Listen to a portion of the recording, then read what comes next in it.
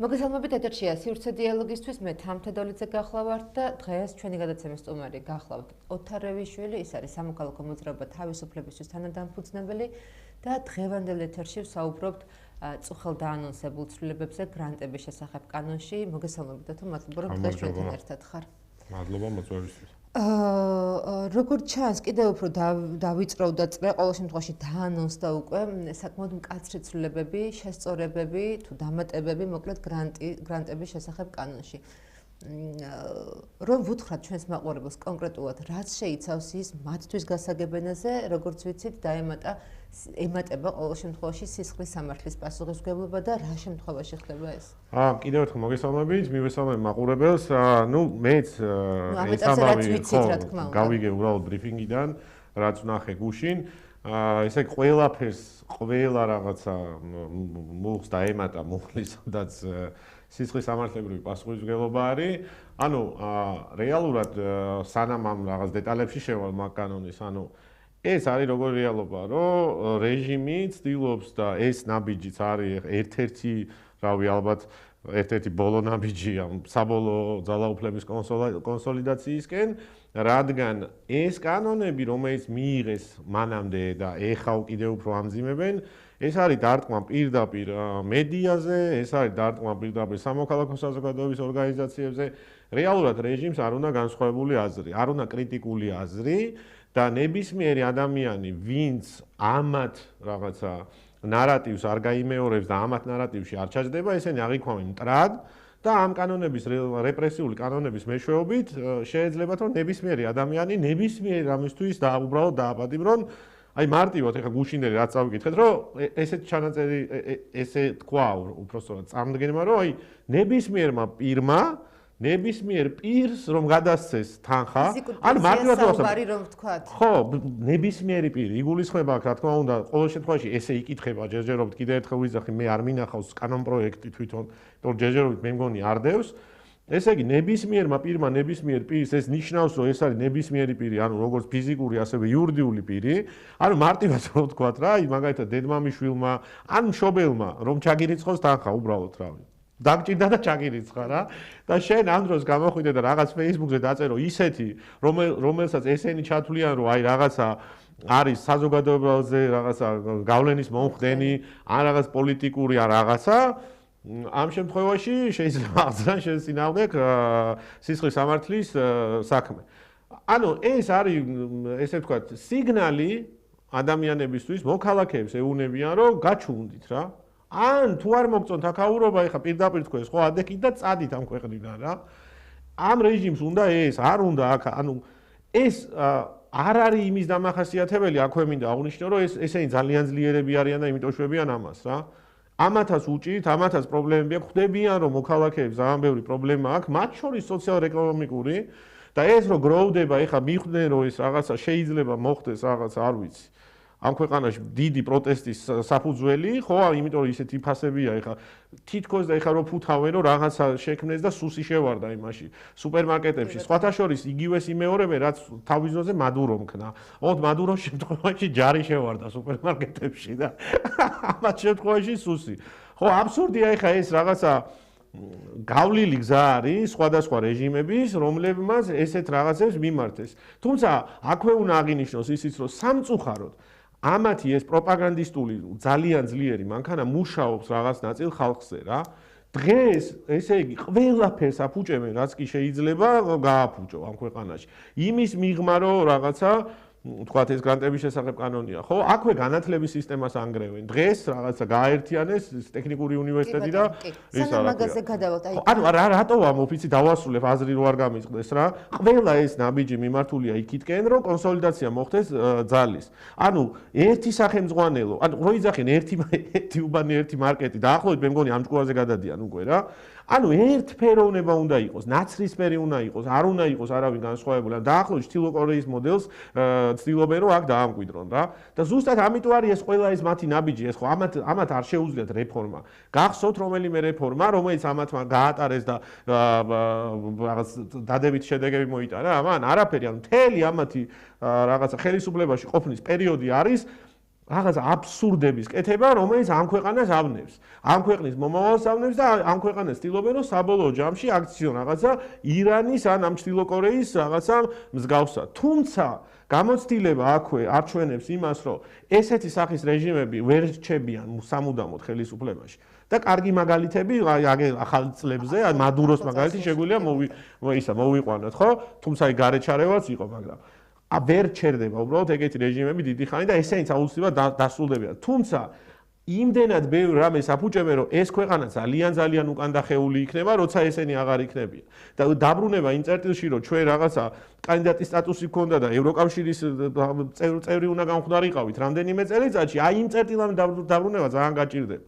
და მე ხა ვერ ვიტყვი, რომ ეს ხვალ მოხდება თუ ზეგ მოხდება. აუცილებლად დასრულდება ეს რაღაცა ლოგიკა ისტორიის ესეთი. მაგრამ ამ პერიოდში სანამ ესენი იქნებიან, ამ ქვეყნის რაღაცა ელემენტალური რაღაცა განვითარებაზეც კი საუბარი არ არის. ყველაფერი მიდის უკან.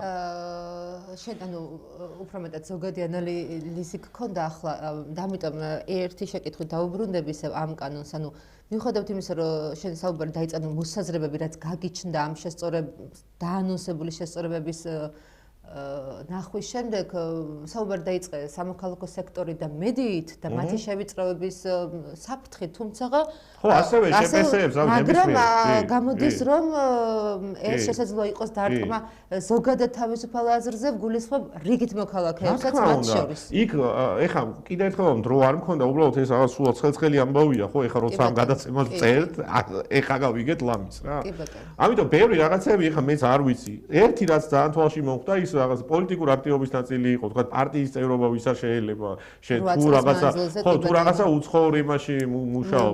ეხლა უყურე, მას კითხვა არის, შეხედე ქართული ორი დიდი ბანკი რაც არის, TBC და საქართველოს ბანკი, იქ ძალიან დიდი წილი უცხოელებს აქვს. ანუ ბანკის რომ მოუნდეს პოლიტიკაში წასვლა, ვერ მიდის ამ კანონით?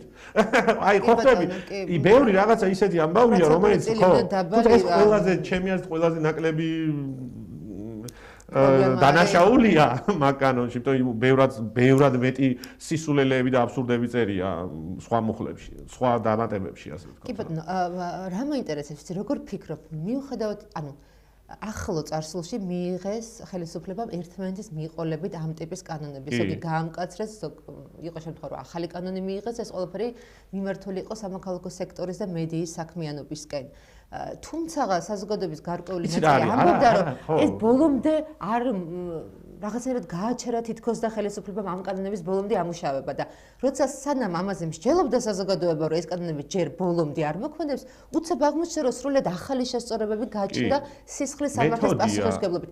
რამ განაპირობა, როგორ ფიქრობ, მათი პოზიციიდან, ანუ რამდენ მოსალოდნელი იყო საერთოდაც კონკრეტულად აი მეთოდურად მეთოდიკა ეს. ანუ ეს არის მეთოდურად მიყვებიან, ეს არის გაწერილი გაიდლაინი აქვს, რომელსაც რეალურად მიყვებიან რა.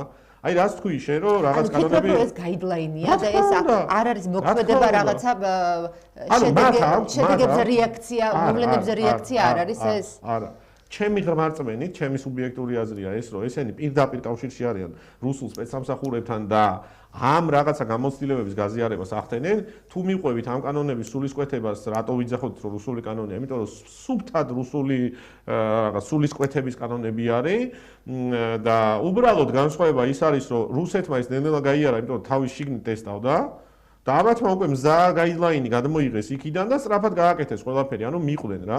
ეგეც მეთოდია, აი რატო ამძიმებს ნელ-ნელა რა. შეხედე პირველი კანონები რომ მიიღეს, იმან შეგონია არ იმოქმედა? ანუ ვიღაცასთან კი არ შევარდილა, მაგრამ ეგერ 8 ორგანიზაცია დააყადაღეს, ვიქ რა ქვია. სურათზე იმოქმედა რა თქმა უნდა. გაჩერდა ბევრი ორგანიზაცია, ანუ ფსიქოლოგიურ წნეხიც არის ეგ ერთგვარი, ხო? იმიტომ შიშზე გავენ რა. და ეს მარტო სამოქალაქო არ მინდა რომ ეს რაღაცა მხოლოდ სამოქალაქო სექტორი. ამიტომ ნებისმიერ ადამიანს ეხება, ნებისმიერ ადამიანს ეხება ეს. ნებისმიერ ადამიანს ეხება და ესეთი მიდგომები ზოგადად, ხო?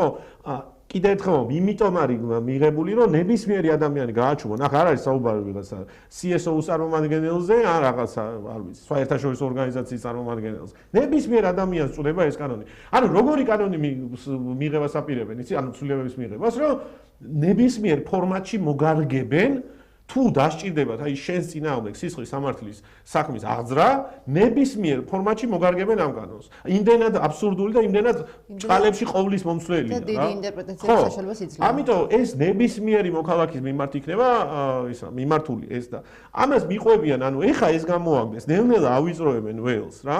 პირველ ეტაპზე დააყადაღეს ორგანიზაციები, რაღაც 7 თუ 8 ორგანიზაცია დააყადაღეს და ფაქტობრივად შეუზღუდეს ოპერაციული სივრცე. ამ დაყადაღებებმა გამოიწვია ისო რაღაც ნაწილი ორგანიზაციების, რომლებიც ხო, ანუ უყურებდნენ ამას, გაჩერდნენ. შემდეგ დაიწყეს ყველა ორგანიზაციაში გააგზავნა ანტიკორუფციულმა ბიურომ წერილები, რომ მოგვესწრით თქვენი ინფორმაციაო, მიუხედავად იმისა, რომ ყველა ინფორმაცია საჯაროა და ყველა ინფორმაცია ხელმისაწვდომია, რა ქვია. საიტზე ხელმისაწვდომია შემოსავლების სამსახურისთვის, ასევე მათ კანონით აქვთ უფლება, რომ საბანკო ანგარიშებიც ნახონ და მოძრაობები ნახონ, ანუ ისიც ხელმისაწვდომია, თუმცა ეგეც იყო ფსიქოლოგიური ტერორის ოპერაცია, რომ ყველა ორგანიზაციაში გააგზავნა, რა იქ ხედავთ. ამ წერილებმაც იმუშავა და რაღაც ნაწილი ორგანიზაციები ამის შემდეგ გაჩერდა რა. ეხა ეს ახალი ცვლილებას მიმართულია იქითკენ, რომ კიდე უფრო დაავიწროონ ესა რა, ეს სამოქალაქო სივრცე შეზღუდონ მაქსიმალურად რა. და თუ დაჭირდებათ იქ და რაღაცა ვინმე თუ გადარჩა ვიღაცა ამ რაღაცა რეპრესიულ მანქანის ქვეშ, იმათ საწინააღმდეგოდ ექნება ეს ძალიან კვეთრი ძლიერი ბერკეტი, რომელიც ნებისმიერ დროს შეუძლია მოარგონ რა. ანუ მე უბრალოდ აი ნებისმიერ რაღაცაზე შეიძლება მოგედაონ ისეთ რაღაცას იღებენ, რომელ ადამიანის უფლებებს და რაზეა საუბარი საერთოდ. ეხლა მეორე ნაწილი რა, ეს ყველაფერი რო ხდება ქვეყანაში, ეს ყველაფერი აისახება მარტო იმაზე კი არა, რომ აქ თავისუფალი სიტყვა და ადამიანის უფლებები და ყველაფერი რო აფუჭებენ. ხო, ანუ არა, ეს ყველაფერი მე ითარგმნება პირდაპირ პროპორციულად, ითარგმნება ეკონომიკაში. ფასები და ისეთი, რა ქვია, ძვირი რო არის დღეს და ხალხი საჭმელს ვერ ყიდულობს, უფრო ვარეს მდგომარეობაში აღმოჩნდებიან. ესეთ ქვეყანაში ვინ დააინვესტირებს ფულს? ბიზნესმენი რო იყო, ეხა შენ ქართველი ბიზნესმენის რომ იყო და მოგება შემოგივიდეს და რაღაცა გაზრდა გინდოდეს ბიზნესის. ასეთ გარემოში ხო არიზამ, იმიტომ რომ იცი რომ ყველა შეიძლება ის მოგადგენ არაფრის გამო. ფასების რეგულაცია როგორ შეიძლება სუსი აწარმოებდეს ფასების რეგულაციას? ან რომელი საუკუნეა, რა დროს ფასების რეგულაციაა საერთოდ? აბსურდი რაღაცა. სისულელე, რომელიც აი გეუბნები გადმოღებული აქვს მადუროდან რა. ოღონდ ჯარი არ შეუშვეს. ეგ განსხვავება არის რა. ხო და ამით რისი თქმა მინდა, ისი თითოეულ მოქალაქეს მიწვევა, მე ეს კიდე უფრო დაუმძიმდება ამბავ. ეგ ხო ეს არის პიარის ნაწილია. ეხლა ის იმედის მაყურებელს აჯერებენ, საკმაოდ ბევრი ყავს სამწუხაროდ მაყურებელი. აჯერებენ რომ აი პრემიერი მაგარი კაცია, კაცო. 13 წელი არ იცოდა თურმე ფასები რომ მაღალი იყო, ეხა მიხვდა. და ასევე რა ახსენა, ევროპაში უფრო დაბალი ფასებიაო. მანამდე იზახო და ევროპა რა გვინდა გასო არ ვარგაო. ეს საინტერესო არგუმენტია. ხო, ანუ ხო ხდები რა, თავის თავსაც ეწინააღმდეგებიან, მაგრამ იმდენად მაგრად არის მიშვებული ეს პროპაგანდის მაგალითად, რომ მოქალაქე ყველაფერს იღებს იმის მაყურებელი სამწუხაროდ და კრიტიკული აზრი არ უჩნდება. და ვინც არ უყურებთ იმედს, იმას გვაქვს კრიტიკული აზრი და აი ზუსტად იმ კრიტიკული აზრის ჩაკლა უნდა. და უნდათ რომ რაღაცა ორველისეულ საქართველოში ვიცხოვროთ, რომ ორ აზრზე დაგვიჭიროთ რა, მე ხვალ. ეგ არის რეალობა რა. და ხვალ იქნება ზუსტად ის, რაც ირანს ჭირს დღეს. საშინელი ინფლაცია აქვს. ერთ დღეს განულდა მათი ფული. უბრალოდ ნული გახდა დოლართან და ევროსთან მიმართებაში. სასწაულები ხდება იქ ეკონომიკაში. რატო? იმიტომ რომ იქაც არის რეჟიმი.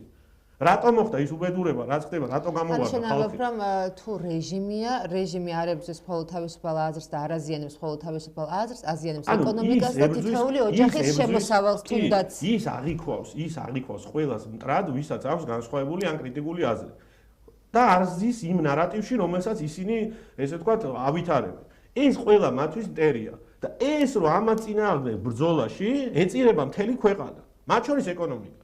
იქ ახლა ადამიანის კიდე ერთხელ ადამიანის უფლებების ჭრილში აღარ ვაპარაკობ ეხლა რავი ამის ახსნაც მგონია რომ ზედმეტია ეხლა ამ კანონების მერე რაც ამათა მიიღეს 2021 წლის შემდეგ და ვინმეს თუ გონია აქ რომ ადამიანის უფლებები დასულია რა ვიცი ალბათ პრობლემა აქვს რაღაცა რა ანუ რომელი ნებისმიერ გავიდეთ და ნებისმიერ მოქალაქეს ვკითხოთ რომ ვის ჯერა დღეს სასამართლოს ამ ქვეყანაში ვინმე ჯერა რომ სასამართლო გვაქვს ხალხს ტროტუარზე დგომის გამო აკავებენ ხალხს აკავებენ იმიტომ რომ პოლიციელმა თქვა რომ ეს თავზე დამესხაო და მოწმე ვინ აკავსო და მეორე პოლიციელი მოიყვანეს და რომ მოთხოვეს რომ გვაჩვენეთ კადრებიო არა გამართული მქონდა დაზიანებული იყო ორივეს კამერაო და ამაზე ხალხი დაიჭირეს ხო და ეხა ამ რაღაცეებში რავი აბსურდში ვცხოვრობთ ცხოვრობთ, ეს არის ჩამოყალიბებული მძიმე დიქტატურა გვაქვს და უკვე ეს არის ტოტალიტარიზმისკენ ნაბიჯი. ეხლა დახვრეტები აკლია რა. ანუ დახვრეტების შემოღება და ალბათ მე წულუკიანი ბედნიერი იქნება, იმით რომ დახვრეტავენ მოქალაქეებს. კარგი და ბოლო შეკითხვას დაგისვამ. დასავლეთის რეაქციები მოვისმინეთ დღეს, ვნახეთ განცხადებები, მათ ჰქონდათ მკვეთრი რეაქციები არა მხოლოდ ამ კანონზე, წინა კანონებზეც კი და მით უმეტეს ახლა მოულოდნელად გამოჩნდა ეს კანონიც. როგორ ფიქრობ, უცნაური დამთხევა თუ რაიმე მოვლენაზე რეაგირება არის, თუმცა შენ ამბობ რომ ეს გაიდლაინი იყო. თუნდაც ამერიკელების ვიზიტი გუშინ საქართველოში, როცა ისინი შეხვდნენ როგორც ქართული ოცნების, ასევე ოპოზიციის წარმომადგენლებს და იმავე დღეს, იმავე საღამოს დაანონსდა აღნიშნული შესწორებები, კი არა და ცვლილებები. როგორ ფიქრობ, ამას რაიმე კავშირი აქვს ხო თუ არა? მე არ მქონია შესაძლებლობა შევხედროდი მაგ ჯგუფს ვიზიტორების, ასე რომ არ ვიცი. ანუ რაზე იყო თქვა საუბარი გინდა მთავრობასთან დღეს ხვდებიან სამოქალაქო სექტორს როგორც მაქვს ინფორმაცია, თუმცა მე არ ვარ მაგ შემთხვევაზე. გამომდინარე აქედან არ ვიცი. მე არ მგონია ეგ რომ რაღაც დამთხევები იყოს. არასდროს ესენი რაღაცა დაუგეგმავ რაღაცებს არ აკეთებენ რა. ყველაფერი ეს რაღაცა რეპრესიები როგორ ააწყონ, ეს დაგეგმილი აქვს. თუმცა ვერ გეგმავენ იმ ნაწილს, რომელიც მე ამასთან არის კავშირში, აი იგივე ეკონომიკას რა.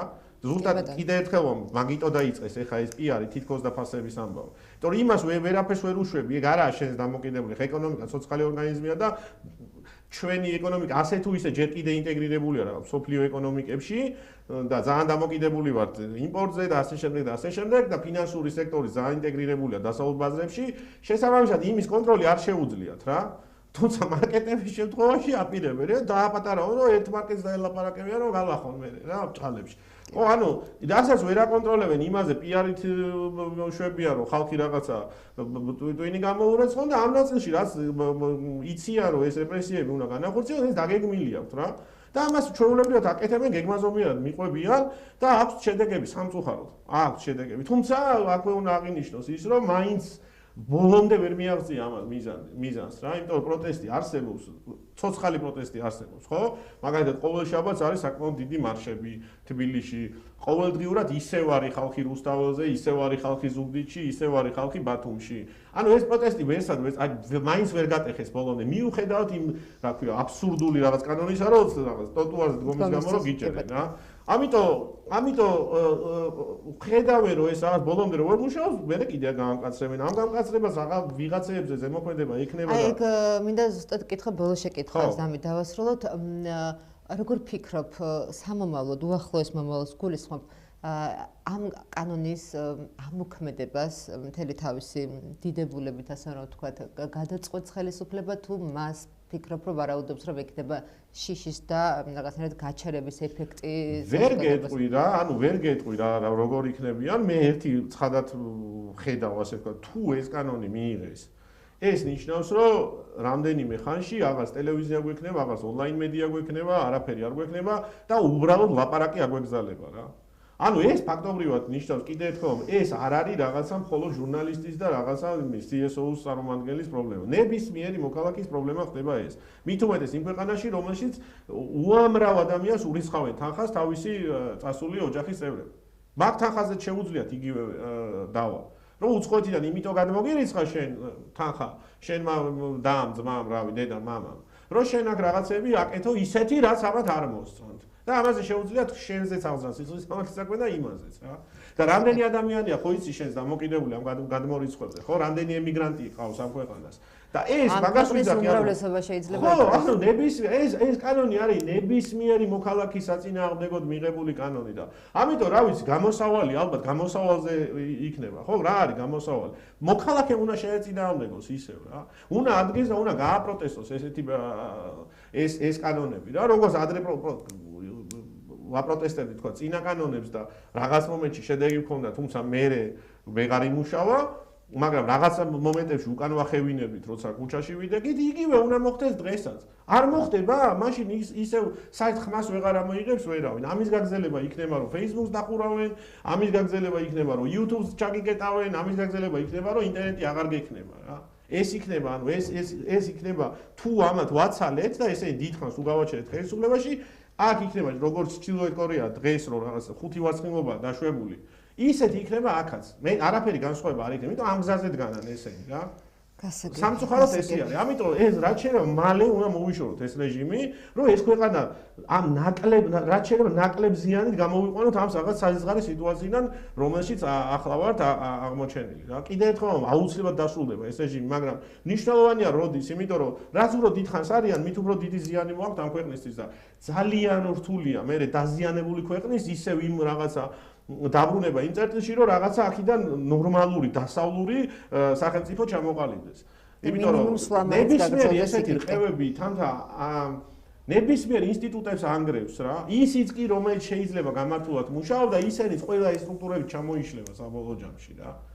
ეგ არის შედეგი სასამართლო რაც არის დღეს ისეთივე იქნება რაღაცა ყველაფერი რა და ეს რეჟიმის ქვეშ ამათ უნდათ რომ ყველაფერი იყოს მათი კონტროლის ქვეშ იმიტომ რომ სხვანაირად ესენი ძალაუფლებას ვერ შეინარჩუნებენ იმიტომ იციან რომ პრობლემებია ეხა კი ხვდებიან თვითონ კვლევებს ძალიან კარგად ატარებენ ყოველთვის და ყოველთვის ზომავენ რომ რა უჭირს რა პრობლემა შეიძლება იყოს და სად უჭირთ რა და უჭირთ იმაში რომ იციან რომ პრობლემა იმას ვერ აკონტროლებენ ამ ეკონომიკურ ჩამოქცევას რომელიც აუცილებლად გაგრძელდება უარესობისკენ იმიტომ რომ ისეთ რაღაცებს აკეთებენ და მოლოდინი აქვთ რომ საზოგადოება ამაზე შეშფოთდება რა და თავის ხმას აღიმაღლებს და ზუსტად მაგიტო შვებიან ამ კანონებს რომ მე ვითომ კანონიერად რაღაცა იმას აკნა რა ქვია მე ეს ხალხი დააკავონ თუ დააჯარიმონ თუ რაღაცები აკეთონ რა ხო ეგ არის რა და ამიტომ რა ვიცი მე სხვა გამოსავალი არ არის ანუ რეალურად ყოველი წუთი ყოველი საათი ამათი ხელისუფლებაში ეგრეთ წოდებულ ხელისუფლებად ყოფნა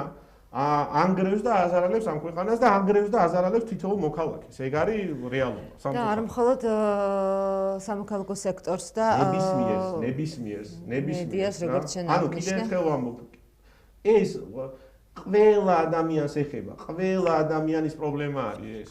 იმიტომ რომ ყველა ადამიანამდე მივა მათ შორის ესეც ანუ შენ ფიქრობ რომ არ მხოლოდ კლასიკა გახსოვს თუ არ მახსოვს თუ სწორად მახსოვს ერთი წლის წინ მე მგონი ვიყავი შენთან გადაცემაში და მაშინ ვამბობდი რომ ერთმანეთის ჭამას დაიწყებენ თქო თუ სწორად მახსოვს მე მგონი შენთან ვამბობდი და ხო ეგეც ჟანრის კლასიკაა რა ეს საბჭოთა კავშირის ამბავია ხო პირველი თაობის კომუნისტები რომ მეორე თაობის კომუნისტებმა შეჭამეს ეგ ზუსტად იგივე არის და მე როგორ ხდება ეგ ტრის ხატი ყოველთვის ჭირდება რეჟიმს ვიღაცა უნდა იყოს მტერი რომ ეს პროპაგანდა მიმუშაოს რომ აი ამის წინააღმდეგი ამ მტერს ებრძვის რაღაც წარმოსახვითი მტრები აი deep state-ი ეგ არის წარმოსახვითი მტერია რა და ეს წარმოსახვითი მტრებს აჩენს და ბოლოს ვიღაცები ხო არის ხან ერთმანეთს შეჭამენ ხან მოქალაქეებს მიადგენენ რაღაცა ჯგუფს ხან წვერიანებს დაიჭერენ ხან უწვეროებს ხან გძელსმიანებს და ხან მოკლეთმიანებს რა ხო ანუ მტრის ხაც შექმნიან ხელოვნურად და ეს ყველას მოუწევს საბოლოო ჯამში. ყველა მოქალაქე. შენი აზრით გამოსავალი არის რეჟიმ ჩეინჯი დამთავრდა მეტი არაფერი ეს უნდა წავიდეს ეს ეგრეთ წოდებული ხელისუფლება. ესენი თუ დარჩებიან იქნება აქ ჩრდილოეთ კორეა ეგ არის. საბოლოო ჯამში კიდევ ერთხელ აუცილებლად დასრულდებიან აუცილებლად. ოღონდ რამდენს დააზიანებენ ამ პერიოდში რამდენხანსაც იქნებიან უფრო მეტი ზიანს მიიღებს თითოეული მოქალაქე და ეს ქვეყანა რა. ეგ არის განსხვავება. რაც უფრო მალე წავლენ უკეთესი რა. გასაგებია ძალიან დიდი მადლობა დღეს ეთერში ყოფნისთვის საუბრობთ ცვლილებებზე რომელიც გრანტების შესახებ კანონში შედის და რომელიც უკვე სისხლის სამართლის პასუხისმგებლობას აკისრებს ადამიანებს ვინც რაღაცნაირად ამ კანონის მიღმა იქნებიან თავიანთი მოქმედებით თუმცა ოფიციალური ნაწილი ამ შესწორებების ალბათ გამოქვეყნდება და ვიხილავთ რა შეასაქმე ჩვენ საუბრობდით ოთორევიშვილთან ერთად ის გახლავთ სამოქალაქო მოძრაობა თავისუფლებისთვის თანადამფუძნებელი და დაგიბრუნდებით მომავალ ხუთშაბათს ახალი სტუმრით და ახალი თემით კარგად ბრძანებოდეთ